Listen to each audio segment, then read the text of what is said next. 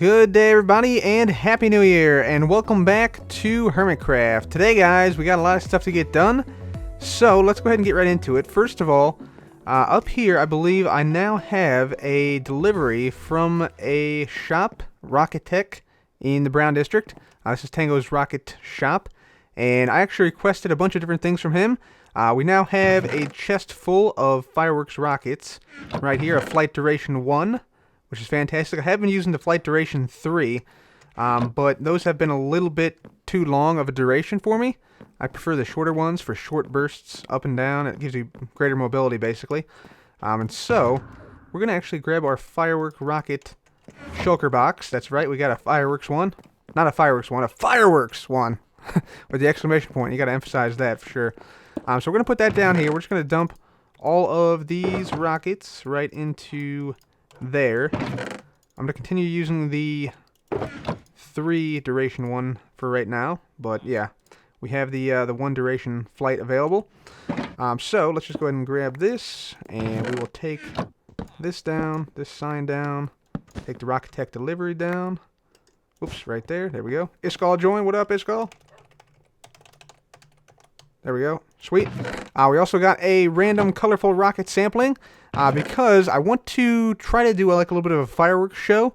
Some of you guys who watch the Let's Play, you guys know about my smart fireworks design, which has a grand finale built into it. Like it shoots fireworks slowly at first, every once in a while from multiple different locations, and then activates the grand finale for you automatically from a single button press or flick of the lever or whatever you want, basically. So yeah, then we have to do that, essentially. So we got a whole bunch of rockets Tango's put together for us. Looks like we got a lot of star shape, large ball, burst, large ball, star shape, burst, flight duration 3. Yeah, fantastic, fantastic. Alright guys, so we made our way over here to the Brown District. We're going to go ahead and put away some mob heads in here. And there we go, just like so. Very nice, very nice. Somebody must have been in here recently because the heartbeat is not going at the moment, but I'm sure it will happen soon once it resets. And we also got to come over here to Rocket Tech and pay Tango some diamonds for the rockets he delivered to us. So we'll just make our way down here. I think this is where we go. Yeah, right here. And we're going to pay Tango 54 diamonds. That's 1 diamond per stack, which is, I think, yeah, normal price is 2 stacks for 1 diamond. So that's like twice the price, the normal price. So we'll put those right in there, right in the chest there for Mr. Tango Tech. And yeah, thanks Tango for delivering those rockets to us. Appreciate it. One final thing we're going to do today, guys, is we want to make a time trial book for the Elytra course. So I've actually done exactly that, this Elytra course times book. So people can come here, they can put their name down, and the time it took them to complete the Elytra course. And we're actually going to do this here. We're going to see what time we can set as sort of like a baseline time that the other hermits can attempt to beat or not. But yeah, we're not going to try to go too fast for this first one because I just want to get the course done here. The timer starts when you jump off the platform. Timer ends when you land on the finish line and when the fireworks go off. So that is basically what the rules are. You also can't land at any point except on the Elytra course rings. If you like hit the Elytra course ring and then land, you can continue on after that. But if you hit the mesa, then you have to start over pretty much. So here we go. We're going to attempt this time trial in 3, 2, 1, go. Here we go. Here we go. Oh, that was a little bit of a low jump, I have to say. Very low jump. Not sure I'll be able to make this first one. Have to boost through it. There we go. All right. Pull up. Okay, we're doing good, doing good. We can coast through here, then boost. The boost, whenever you're boosted, it's hard to control. That's why I'm using the fireworks duration 1 rockets. There we go. We can coast down here. Coast on through here. There we go. Same thing for this one. It's much easier to predict when you're not boosted, but yeah, just a nice leisurely fly through here. And there we go, got through that one. Come on up, go through this one. But I imagine like some people will just go crazy here, just shoom, shoom, shoom, shoom, like boost all the time through here. But that's fine. Okay, we'll do 1 boost here. There we go. This is the tricky part. And then touchdown. Got it. All right, and timer is up. There goes the fireworks. Nice. Sweet. So I'll have to check the footage for the time on that one. I don't think it was too fast, but yeah, we'll record the time and put it down in the book up here. So our very first run of the Elytra course, without really trying much to get the boost, was 1 minute and 5 seconds. So let's just go ahead and do that. So cub, we'll say 1:05 for right now. Done. There we go. Very nice, very nice. So, yeah, people can come here and record their times. I might try a few more, runs here because I'm pretty sure you can get, you know, maybe like as low as like 40 seconds here on this. So I think I'm actually going to try it a few more times, see if we can improve on our Elytra course time here. So, yeah, let's just go ahead and give it a few more runs here, see how quickly we can do the Elytra course. Attempt 3. 3, 2, 1.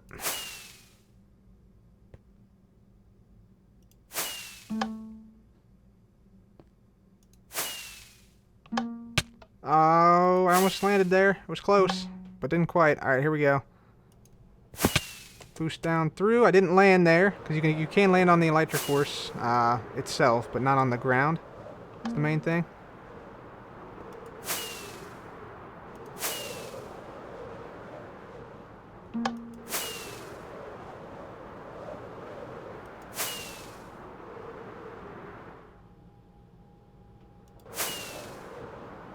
There we go.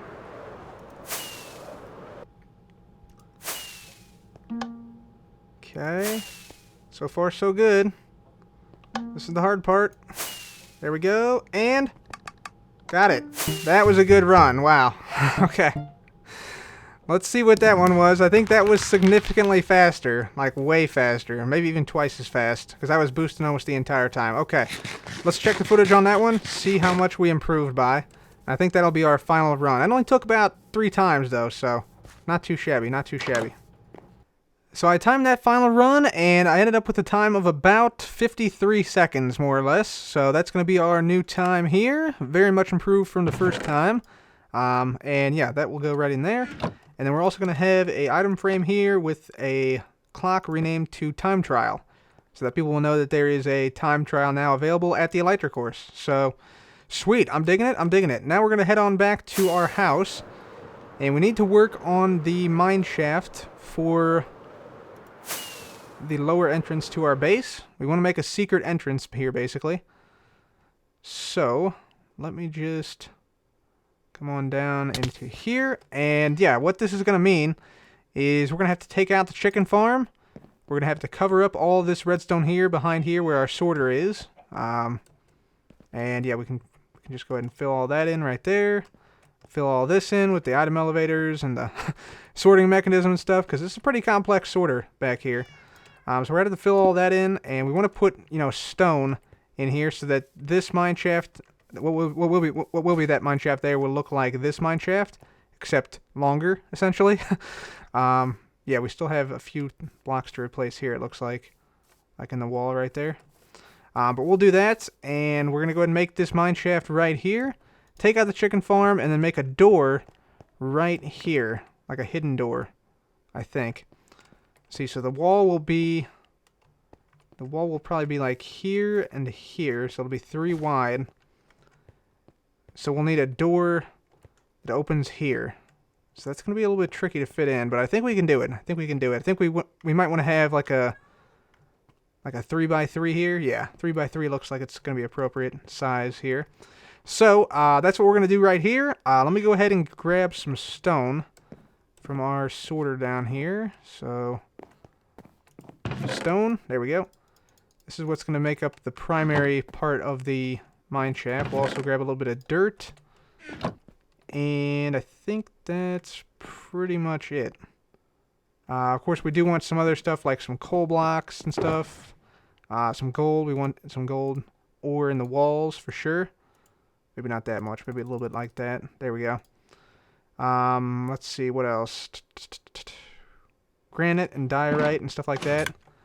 Definitely get some of those out. So we'll get out some overworld blocks. That should have a good sampling right there.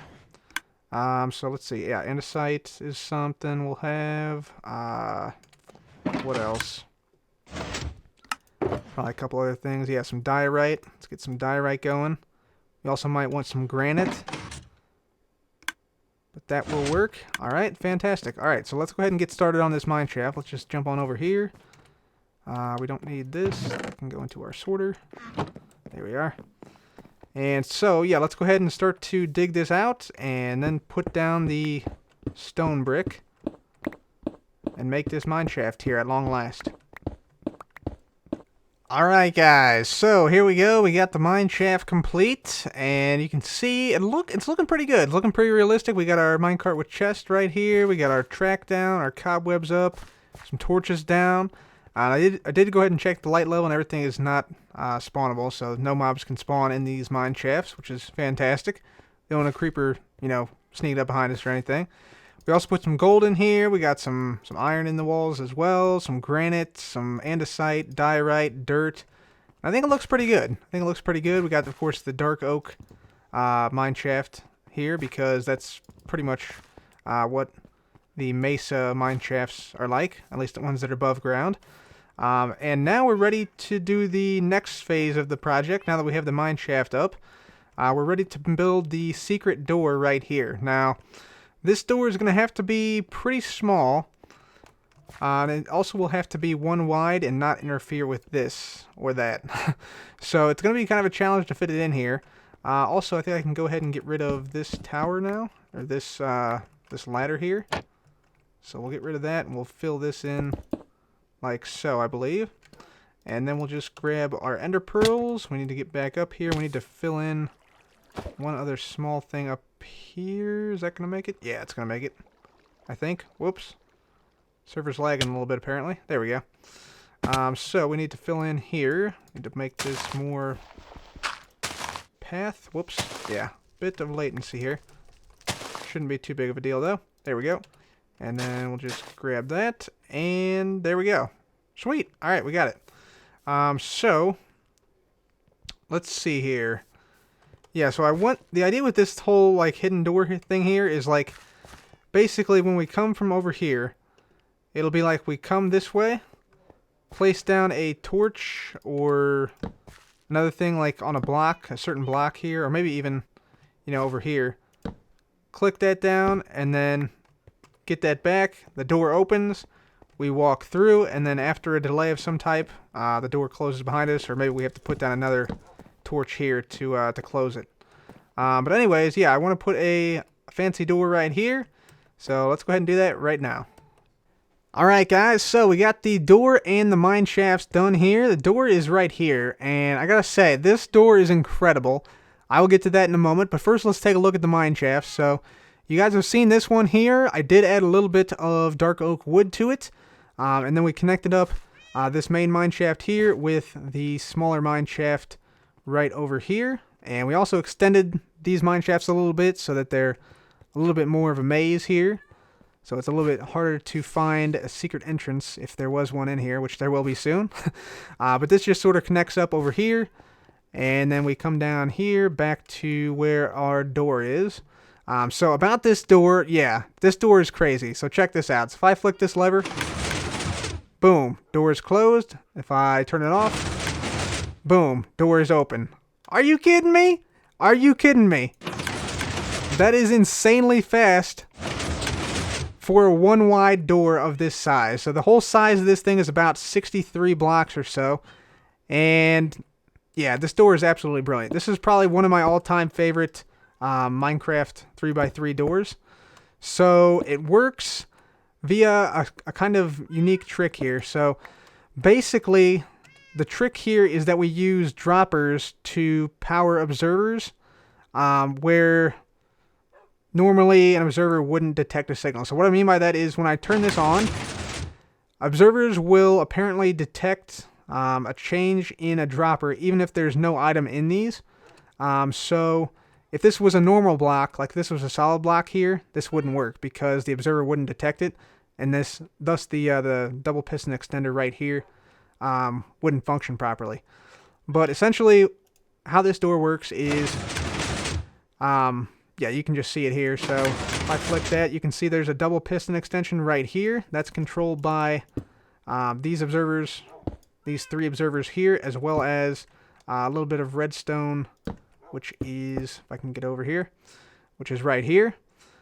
So yeah, double piston extension right here is what's going on here, and then we also control some pistons over here with just some redstone dust on top of those blocks. Then the fun begins. Then the signal sort of starts to go around in sort of an observer chain. And what's really interesting is that we're actually using the extended pistons. You can see there's actually an observer right here. We actually observe the piston and then use that piston extension to propagate the signal around to these other pistons right here. Yeah, basically the observer here observes this piston extend, powers this dust, which then powers this piston, which then extends. The observer observes that, powers this block, which powers this dropper. Since the dropper just got powered, we saw up there that the dropper can be observed, even if there's nothing in the dropper. Then the observer sends the signal back here to this dust. This dust is then observed, and that fires this piston up here. At the same time, there's an observer here facing downward, which observes this observer right here, which extends this piston. And then there's another observer here, observing this block here, which then causes this piston to extend as well. So, yeah, pretty amazing design. Let me just go ahead and cover this back in as well. I'll just put, some stone down here, because it is a 1 block wide design. We can just cover this in like so, like that. And then we just need to, basically fill this in like this. And this should, hopefully, there we go, allow us to see more or less what the door will look like. So yeah, there we go. Fantastic. Yeah, so it's going to be nice and neat. We might put, let's see, I think we might want, some, like a little mine shaft thing right here. So like we could have this like that, and then one on this side, and then over the top like that. Yeah, that'll be cool. So then once we have this closed, it'll look like that. And then once we have it open, it'll look like that. Haha! That's amazing. I love it. I love it. How cool is that, guys? I love it. Anyway, now we have to do the input. So I'm thinking most of the time we're going to be coming in from this side, right? So I'm thinking we have the input like on this gold block here. So we'd put down like a torch or like a redstone torch right there. Get it back, and then after a brief delay, the door should open right here, this 3x3 that we're actually standing inside of right now. That'll actually open, and then after a brief delay, the door should close. So that's what we're going to aim for right now. We're going to have to put that just back here, so it shouldn't be too bad to fit it back here. I think we got some room to play with back here, actually. So yeah, I'll go ahead and put that in, and then we'll see what it looks like once we're done, and hopefully it'll be a really cool animation. Alright guys, so I went ahead and made a bud switch right here to activate our door right here. And so basically what we have here is a piston with a cauldron on top that is powering a repeater, which is powering a block right here, which is actually the block that is butting this piston down here. Now, this also activates a dispenser here with a bucket in it, and there's actually water. If I get up here, there's actually water here. So depending on if the bucket has water in it or not, that'll output a different signal strength from this comparator, which then activates the door right over here. So that's basically our system to activate our door. Let's just test it out, see if it works. We're going to need a redstone torch, I believe. Yep. And then the block that activates this is right here. So we place that down, and we should see the door close. Oh, yeah. And then if I remove this, let's see, will this activate the door, cause it to open? Yes. Okay, sweet. So, hang on. I want it to be so that we do that. Now it shouldn't open back up, right? Yeah, I think it's just going to stay like that. Cool. And then if I do that again, it'll wait just a moment, and then it should open back up. Oh, yeah. Nice. Nice. So that's perfect. That's exactly what we wanted to do. Now, I do want to wait to sort of maybe close it, so I'm thinking this block right here would do the trick. And all we really need to do at that point then would be to either... Well, actually, yeah, all we need to do would be to update this piston, essentially. So we just got to run a line from this block to that piston right there. So that's going to be pretty easy. So I'll go ahead and do that, and then this door will be done pretty much. Sweet. All right, so yeah, I will do that, and I will be back. All right, guys, so instead of putting a torch mechanism here, I went ahead and put a hidden button in a stair block, like right back here. So now we can just hit the button here, and this should close the door for us after a brief delay. Yep, there we go. So, yep, there we go. That's what it's going to look like right there. So it looks like a door to nowhere, and then you just come over here and hit the button. There you go. Just like that. Wait a second or two, and then there we go. Door opens. Let's just make sure it works on this side once again right here. So we just get that back like so. And then this should close. It should stay closed. Fantastic. And then if I want to open it again here, we can do the same thing from here. Just like that. And then after a brief delay, it opens. Nice. Alright, cool. I want to actually decrease the delay a little bit, though. Alright, guys, so we went ahead and reduced the delay on the door here, and we added some granite and stuff. We added some gravel down here, some iron. So let's go ahead and test it out. 3, 2, 1. Wow, that was fast.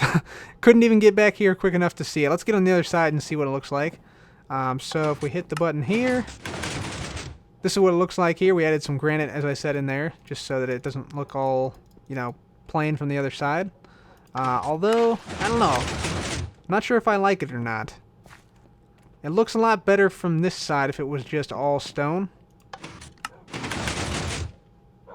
Yeah, you know what? Let's just go all stone, because on this side it looks better that way. Which is the side we'll probably view it from the most. Yeah, so let's try it one more time.